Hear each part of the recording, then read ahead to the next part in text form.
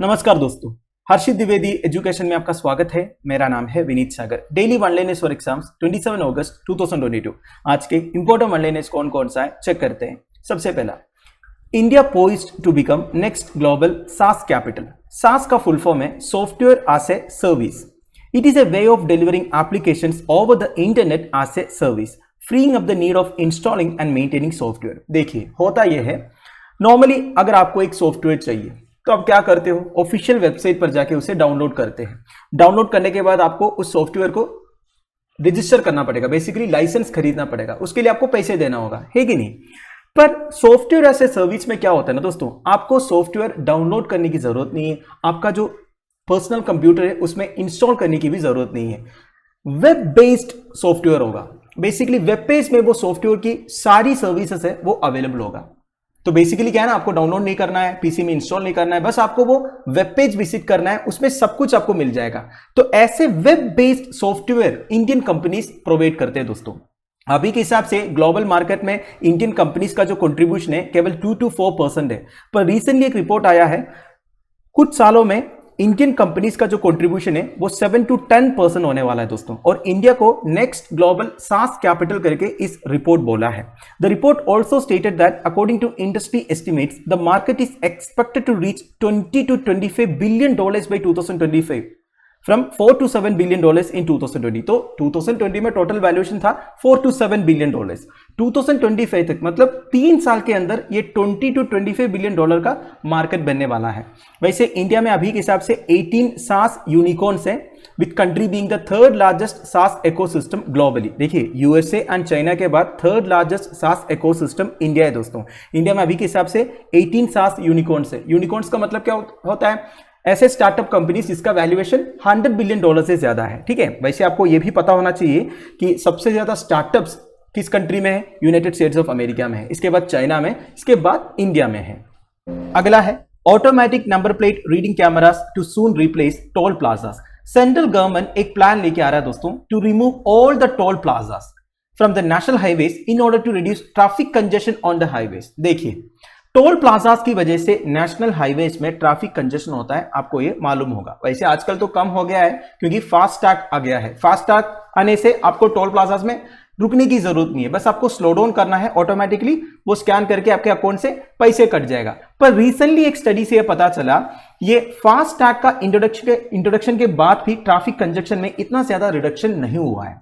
तो गवर्नमेंट अभी एक नया प्लान लेके आ रहा है दोस्तों, automatic number plate reading cameras. ये क्या होगा, बेसिकली सारे हाईवेज का जो एंट्री एंड एग्जिट पॉइंट्स में इस तरह कैमरा लगाएगा और ये कैमरा नंबर प्लेट को ऑटोमेटिकली स्कैन करेंगे और फास्टैग में जैसे होता है आपके अकाउंट से ऑटोमेटिकली पैसे कट जाएगा। ठीक है, तो ये पूरे जो टोल प्लाजास है ये सब खत्म हो जाएगा। ठीक है, पर देखिए अभी के हिसाब से 2019 के बाद जो नंबर प्लेट्स आए हैं ना, उसी में ये स्कैनिंग फैसिलिटी होगा। अगला है Anantal lake declared monument of national importance. South Delhi के पास मेहरौली में अनंतताल लेक है, इसे मॉन्यूमेंट ऑफ नेशनल इंपॉर्टेंस करके डिक्लेयर किया है ministry of culture. Anantal lake 11th century mini lake है, built by the founder king of Delhi Anantpal Tomar in 1052 AD। 6th class की एनसीईआरटी हिस्ट्री किताब में दिल्ली किंग्स के लिस्ट दिया हुआ है दोस्तों, एक पेज में पूरा क्रोनोलॉजिकल ऑर्डर दिया हुआ है, आपने शायद नोटिस किया होगा। इसमें सबसे पहला नाम अनंतपाल तोमर का है, तो इन्हें आप फाउंडर किंग ऑफ दिल्ली बोल सकते हो। ठीक है, तो वैसे दिल्ली का ये जो नाम है ना, ये भी दिल्लिकापुरी से आया है। दिल्लिकापुरी फाउंड किया था अनंतपाल तोमर द सेकंड। ठीक है, इसके बारे में मैं आपको आगे बताऊंगा। वैसे दिल्लिकापुरी से बेसिकली दिल्ली से काफी सारे स्टोन इंस्क्रिप्शंस मिला है दोस्तों, जो जनरल कनिंघम फाउंड किया था ब्रिटिश पीरियड में। जनरल अलेक्जेंडर कनिंघम के बारे में आपने सुना ही होगा, he is the founder of archaeological survey of India. ध्यान दीजिएगा। So Ananttal is situated to the north of Jogmaya temple and approximately 500 meters to the northwest of Qutub complex. तो कुतुब कॉम्प्लेक्स के नॉर्थ वेस्ट में जोगमाया टेम्पल के northern side में situated है दोस्तों अनंतताल lake. ये सारे जो नाम मैं बता रहा हूं दोस्तों, ये सारे आपके लिए इंपॉर्टेंट है, नोट कीजिएगा। वैसे 1296 to 1316 AD के बीच में अलाउद्दीन खिलजी इसी लेक का पानी यूज करके कुतुब मीनार का कंस्ट्रक्शन करवाया था और उन्होंने कुतुबुल इस्लाम मॉस्क को एक्सटेंड भी किया था। नाउ तोमर डिनास्टी के बारे में कुछ basic details. Present day Delhi and Haryana को 8th and 12th सेंचुरीज के बीच में रूल किए थे। वैसे Anantpal second founder of Delhi का पुरी है, जो बाद में दिल्ली बना। अगला है government notifies battery waste management rules 2022। Ministry of environment forest and climate change battery waste management rules 2022 publish किया है to ensure environmentally sound management of waste batteries and replace the batteries management and handling rules 2001।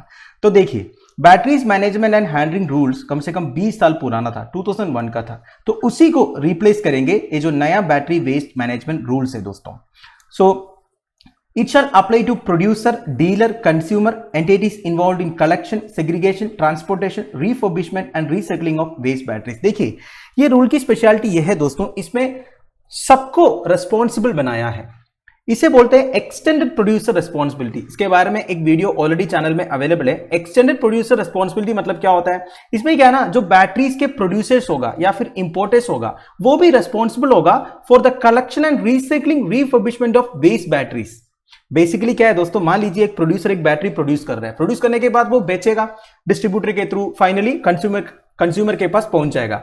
अब केवल consumer की responsibility नहीं है कि वो battery को सेफ तरीके से डिस्पोज करना, प्रोड्यूसर का भी रिस्पॉन्सिबिलिटी है। प्रोड्यूसर को ये इंश्योर करना पड़ेगा कि हम कितने बैटरीज प्रोड्यूस कर रहे हैं और उससे कितना हम रिकलेक्ट कर रहे हैं और एनवायरमेंटली साउंड तरीके से उसे डिस्पोज भी कर रहे हैं। पहले क्या होता था ना, प्रोड्यूसर का कोई रिस्पॉन्सिबिलिटी नहीं था, एक बार सामान बनाया, बेचा, काम खत्म।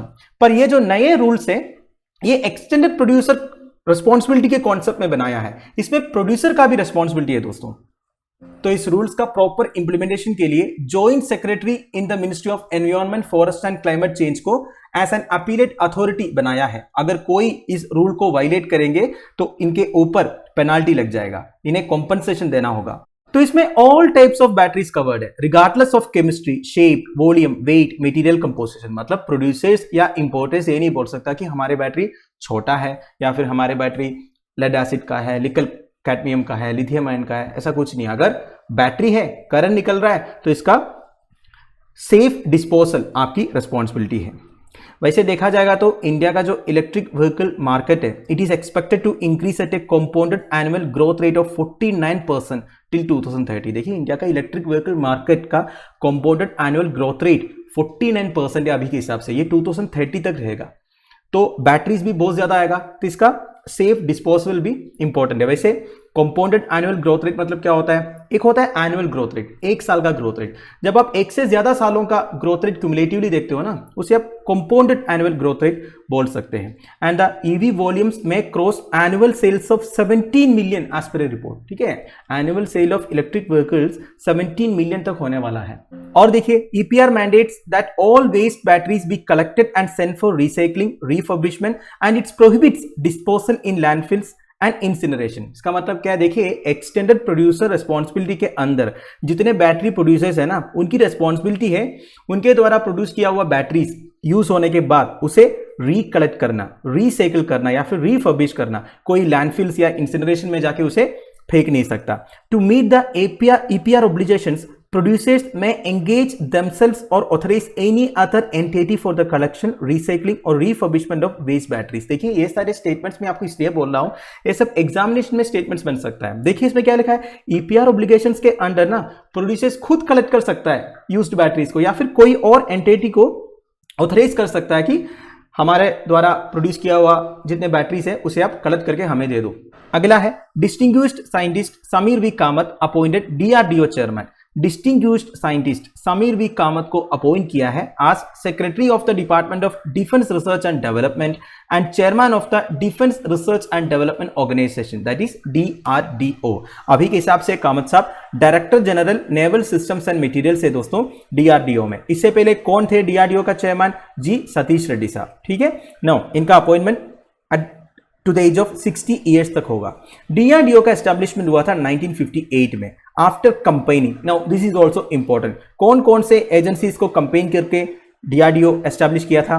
Technical development establishments of Indian army, directorate of technical development and production with defence science organisation. तो ध्यान दीजिएगा, technical development establishment of the Indian army, directorate of technical development and production and defence science organisation. तो इन तीनों का merger से establish हुआ था DRDO 1958 में। वैसे DRDO का ऑब्जेक्टिव क्या आप सबको मालूम होगा दोस्तों, हमारे डिफेंस फोर्सेस के लिए साइंस एंड टेक्नोलॉजी बेस्ड अलग अलग फैसिलिटीज वो डेवलप करके देते हैं, मिसाइल्स बनाते हैं, एडवांस्ड वेपन्स बनाते हैं। अगला है centre implements one nation one fertiliser plan under Bharat brand. One nation one fertiliser scheme implement होने वाला है देश में 2 अक्टूबर 2022 से। इस स्कीम के under all types of fertilisers will be sold in India under the same brand name Bharat. देखिए होगा क्या, आजकल अलग अलग कंपनीज का फर्टिलाइजर्स आते हैं दोस्तों, और कंटेंट्स भी अलग अलग रहते हैं, जैसे कि किसी में यूरिया रहता है या फिर डाई अमोनियम फॉस्फेट रहते हैं, म्यूरिएट ऑफ पोटाश रहते हैं, एनपीके रहते हैं, बेसिकली नाइट्रोजन फॉस्फोरस पोटेशियम रहते हैं। तो ये सबका ब्रांड नेम चेंज होगा दोस्तों, भारत नाम इंक्लूड करना पड़ेगा, Bharat urea, Bharat DAP, Bharat MOP, Bharat NPK etcetera etcetera. ठीक है, इसके साथ साथ गवर्नमेंट फर्टिलाइजर सब्सिडी स्कीम का भी नाम चेंज किया है आज प्रधानमंत्री भारतीय जानवर परियोजना पीएमबीजेपी। नाउ फर्टिलाइजर के बारे में बात किया ही है तो एक previous year UPSC prelims question देख लेते हैं। With reference to chemical fertilisers in India consider the following statements.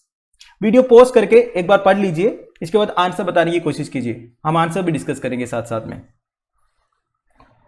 देखिए स्टेटमेंट नंबर 1 क्या है, at present retail price of chemical fertilisers is market driven and not administered by the government. गलत है दोस्तों, government subsidy provide करते हैं। अभी अभी मैंने आपको फर्टिलाइजर सब्सिडी स्कीम के बारे में इधर बताया, इसका मतलब क्या है, फर्टिलाइजर का जो रेट है वो मार्केट ड्रिवन नहीं है, ये गवर्नमेंट कंट्रोल करता है। ठीक है, second ammonia which is an input of urea is produced from natural gas. Obvious बात है दोस्तों, नेचुरल गैस का जब एक्सट्रैक्शन होता है ना तब अमोनिया का प्रोडक्शन होता है। ठीक है, नाउ तीसरा sulphur which is a raw material for phosphoric acid fertiliser is a by product of oil refineries. अगर आप ऑयल रिफाइनिंग वाला प्रोसेस देखोगे आपको पता चल जाएगा सल्फर जो है ऐसे बाई प्रोडक्ट निकलते हैं। तो ये 2 and 3 स्टेटमेंट सही है, so answer is option B 2 and 3 only. Final news, IIT Guwahati developed technique for making sugar substitute xylitol. Xylitol नाम आप ध्यान दीजिएगा, it's a sugar substitute, sugar के जगह में यूज कर सकते हैं। तो एक्साइलिटोल क्या है, ये क्वेश्चन आपसे पूछ सकता है। तो IIT गुवाहाटी के रिसर्चर्स एक नया फर्मेंटेशन प्रोसेस क्रिएट किया है दोस्तों, जो अल्ट्रासाउंड यूज करेंगे to safely generate xylitol from sugarcane bagasse, the by product of crushing sugarcane. Sugarcane bagasse मतलब क्या होता है, शुगरकेन से पूरा जूस निकालने के बाद बाकी जो बचता है ना दोस्तों उसे बैगस बोलते हैं। तो इस बैगस से एक्साइलिटोल जनरेट करेंगे। तो ये जो नया फर्मेंटेशन प्रोसेस क्रिएट किया है यूजिंग अल्ट्रासाउंड, उससे टाइम बच जाएगा। पहले क्या होता था, ट्रेडिशनल फर्मेंटेशन से बहुत ज्यादा टाइम लगता था, पर ये जो अल्ट्रासाउंड फर्मेंटेशन है इससे फर्मेंटेशन का टाइम 15 घंटे तक रिड्यूस हो गया और प्रोडक्ट का यील्ड भी इंक्रीज हो गया बाय ऑलमोस्ट 20%। वैसे फर्मेंटेशन का मतलब क्या होता है दोस्तों, फर्मेंटेशन मतलब कोई एक ऑर्गेनिज्म से आप कार्बोहाइड्रेट, स्टार्च, शुगर ये सबको अल्कोहल या एसिड में कन्वर्ट करने वाला जो प्रोसेस है, जैसे कि हम मिल्क को कर्ड में कन्वर्ट करते हैं ना, वो सब फर्मेंटेशन प्रोसेस। वैसे देखा जाएगा तो एक्साइलिटोल को अगर इंडस्ट्रियली प्रोड्यूस करना है तो डीएक्साइलोज करके एक प्राइसी केमिकल का यूज करना पड़ता है जो वुड से डिराइव होता है। पर अभी ये जो अल्ट्रासाउंड फर्मेंटेशन प्रोसेस है कॉस्ट इफेक्टिव तरीके से एक्साइलिटोल बना पाएंगे। तो दोस्तों दैट्स इट, आई होप आपको वीडियो इन्फॉर्मेटिव लगा होगा। लेक्चर की पीडीएफ एज यूजुअल आपको टेलीग्राम चैनल में मिल जाएगा, जिसका लिंक नीचे डिस्क्रिप्शन बॉक्स में प्रोवाइडेड है। Thank you for watching, bye bye, have a nice day.